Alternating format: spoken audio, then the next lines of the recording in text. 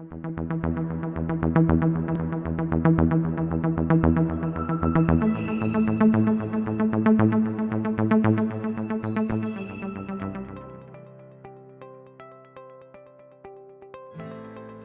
training purposes and video clarity, this was filmed outside of a certified lab. All procedure must be completed under a fume vent. Step 1. Orient the extraction plate so that the flat corner is facing the back left. Mark your corner with a Sharpie or marker. This will help you maintain orientation throughout the process. Step 2. Label rows 1 through 8 along the left side of the plate. Step 3. Using a fine point Sharpie referring to the extraction plate layout in the instruction manual, write the numerical volume above each column.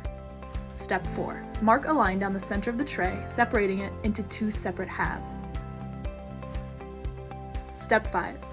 Add 700 microliters of wash solution 1 to each well in columns 2 and 8 of the plate.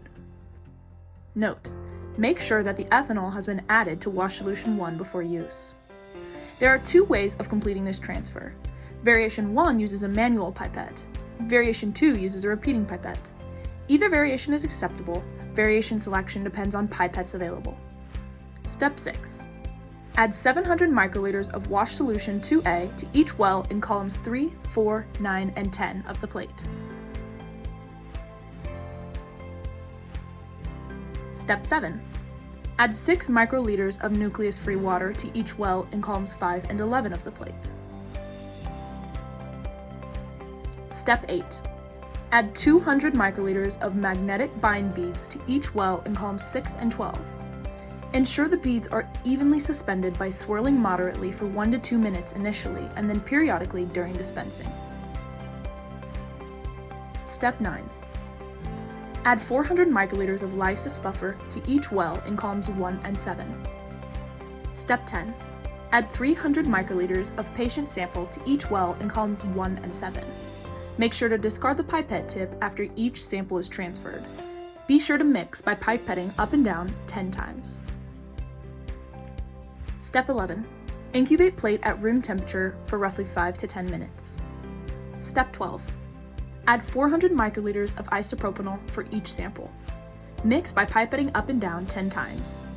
Be sure to discard and use a new pipette tip each time to avoid cross-contamination, as there are patient samples in each mix. Step 13. Carefully insert extraction plate into gene count E32 instrument, making sure the plate fits snugly into the holding brackets. Step 14. Place 8 rod covers into the slots on the upper deck for the magnetic rods. Make sure that the plastic clip on the handle is locked firmly into place. Step 15. Run the automated extraction protocol, select Run, then hit Clinical. Make sure this file matches the table in the instruction manual. Next, select Bag in the upper right-hand corner, and then hit Run.